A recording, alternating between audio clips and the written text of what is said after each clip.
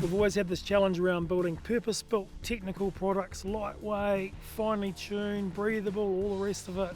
And whilst that's amazing, we've been challenged with what can we do for the rural industry in New Zealand and what can we do to try and influence strong wool or wool in New Zealand. And so here we are down at Quartz Hill Station with the very first strong wool crossbreed quarter zip Stoney Creek's produced. And we've got a full range that we're about to launch, which is pretty exciting, and it's both in strong wool crossbred and merino. And so we're going to take you on a bit of a journey of why and what we're trying to achieve. And one of the key things that we are trying to achieve is pay the farmer more. So come and have a look and see what we've got, look at how and why, and we'll talk to some of the growers and ask them the challenges around wool in New Zealand at the moment.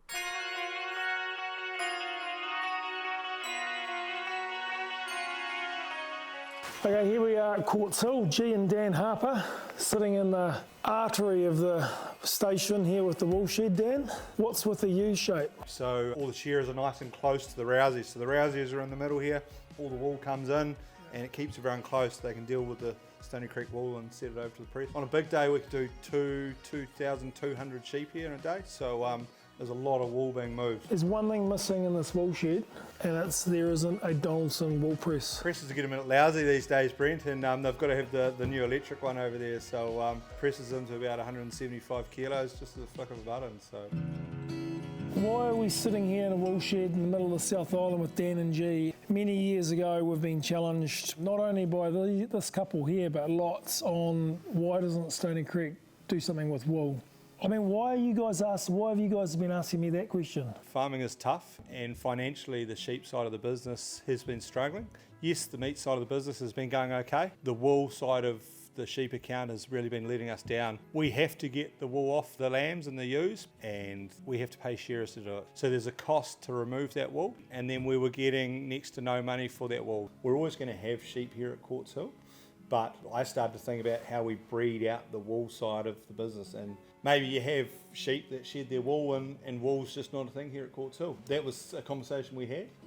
You have to look after them though. We have to share them for the animal health perspective. So it's something that we just have to do. So you just take the costs on the chin and look after the animal. Obviously a couple of years ago, me and you had a chat and thought there might be a way to do something, and so here we are now. So what made you want to get into wool, Brent? I think we had to. We're having a crack at most things, but it's the one thing that we haven't actually addressed. So yeah, for me it's feeling the responsibility to have a go at doing it our way. We're going to have a go at Stoney Creekifying strong wool and see if we can bring it to life in the way that we do, giving it our workwear commercial sort of a space, which is what we do, and learn a whole lot about a different industry in the sense of textiles and fabrics and processes and all the different ways that you can treat and adjust, I guess, the starting point. So yeah, so it's a whole new space, so it's pretty cool. There's some good products coming. We've looked at the challenge and gone, well, what can we do and why? You know, how do we get it from hoof to human? How do we make it economic so we offer more value than what you currently have? And then how do we take it through a supply chain to produce technically very, very good products? But one of the key things that we've challenged ourselves with is we don't want to walk away from the farm industry. So we're not walking away and putting it fully into lifestyle products. This is 29 micron lamb's wool, and that's essentially just been going into carpets. Yeah. And that's the end of Quartz Hill's association with that wool. It's gone.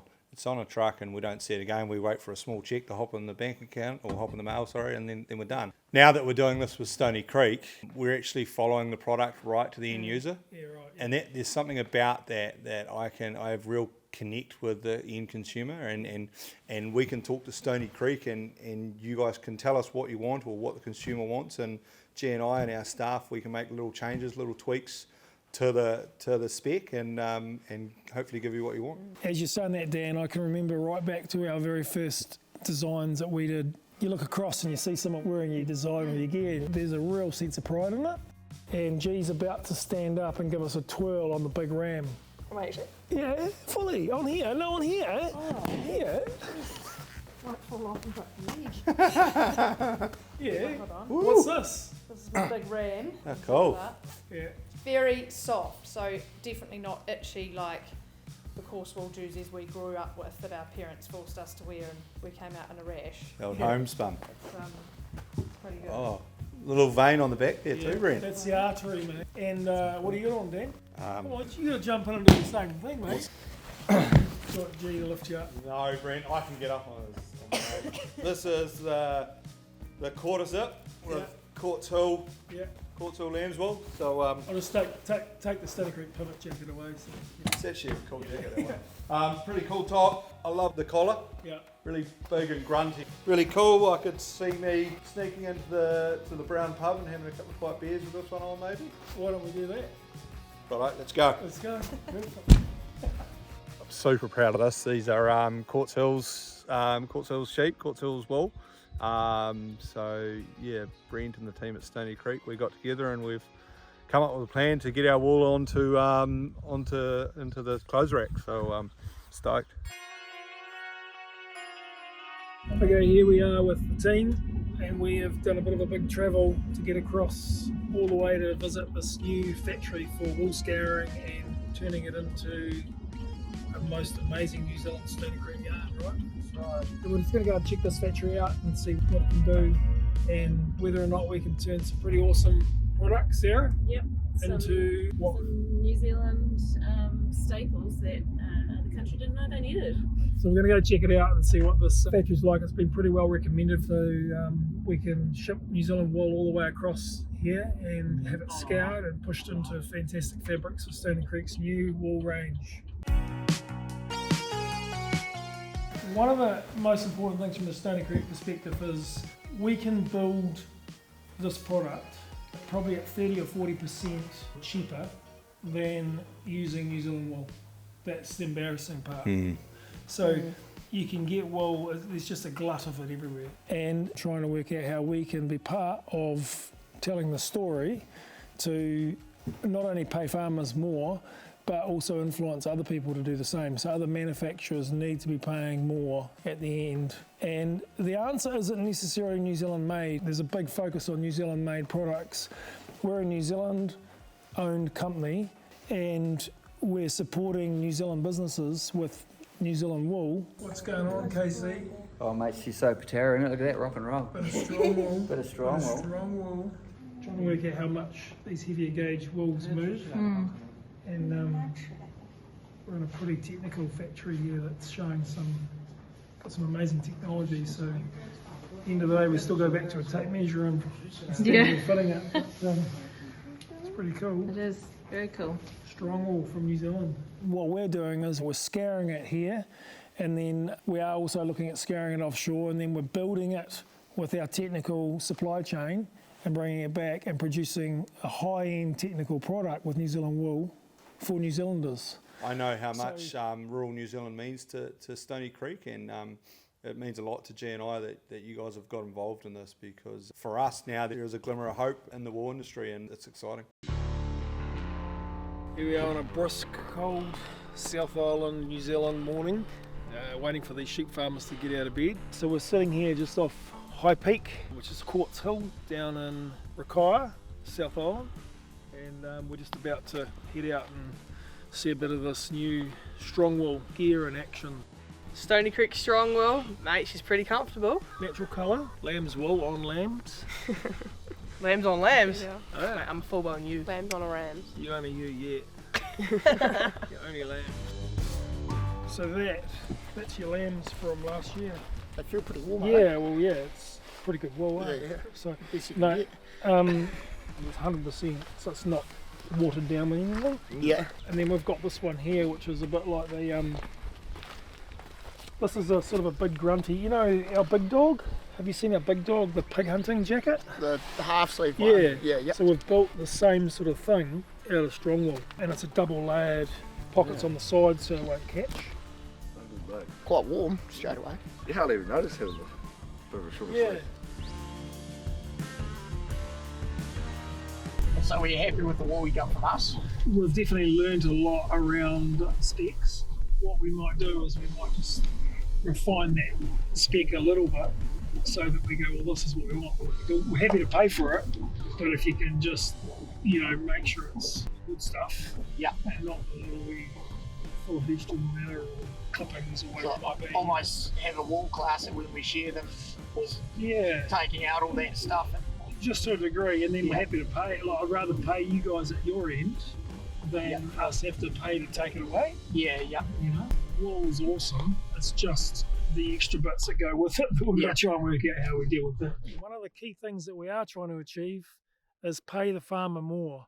So essentially, if we can pay the farmer more from Stoney Creek's perspective, right at the grower end, we're going to finely tune the supply chain so that we can produce an awesome purpose-built rural product and get it to our Stoney Creek customers at a good price and look after everybody. That's ultimately our goal. And ultimately influence every single other person that's purchasing wool for clothing in New Zealand to pay the farmers more money.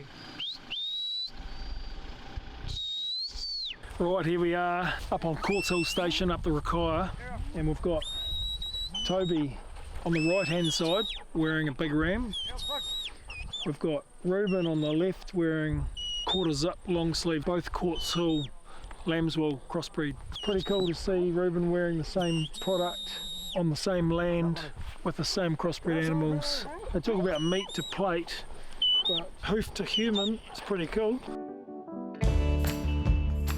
What made you want to be a shepherd? Just the enjoyment of it, I guess. Just enjoy dogs, animals, outdoors. Enjoy a bit of a challenge. What's the biggest challenge? Probably climate, weather. It's never all sunny and pretty like this. When you think about it, there's so much else happens to an animal before a product. So what's actually happening with those sheep right now? This time of year, like there's obviously one guy I just saw in there with a black face. What's he doing?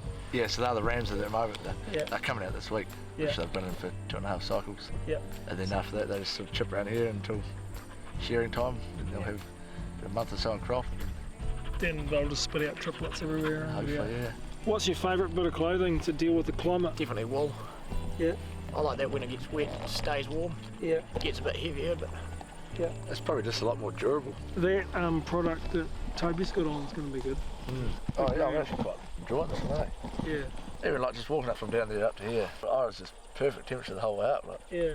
Does it feel pretty cool to be wearing product that you boys have dealt with at a lamb stage right through to getting it on the truck? Yeah, it does feel quite cool. Okay, so. because a lot of the time you sell your wool and that's the last you see of it. Yeah. It's quite cool to see it. Yeah. What it actually ends up in and final product. A hoof to human is pretty cool. Yeah. Well, it's good. We'll see what it's like next week when you're in a foot of snow. I've got enough hair on your arms to keep that part warm anyway. Right, here we are with Gee Harper, top of Quartz Hill station. Talk to me about this country and the history. Yeah, well, obviously you can feel that wind. That's the northwest coming in. Yeah. That's the Rakaia Gorge up there. Yeah. The mighty Southern Alps sitting behind it. And yeah, we're on Quartz Hill. We're at about 1,000 metres above sea level here, looking down onto the Copper Creek Gully, which is where our Quartz Hill sheep are born and bred, and this is where the wool comes from down here. Yeah, so that's Mount Hutt ski field straight there. So when we get a southerly, it just comes straight in here. So we get a lot of snow here. It can be really cold. A metre of snow at one time is a leveler for me. Yeah. So well known for wind, obviously. Wind whistles just down the hill. This is wind whistle. Wind whistle. Why is it called wind whistle?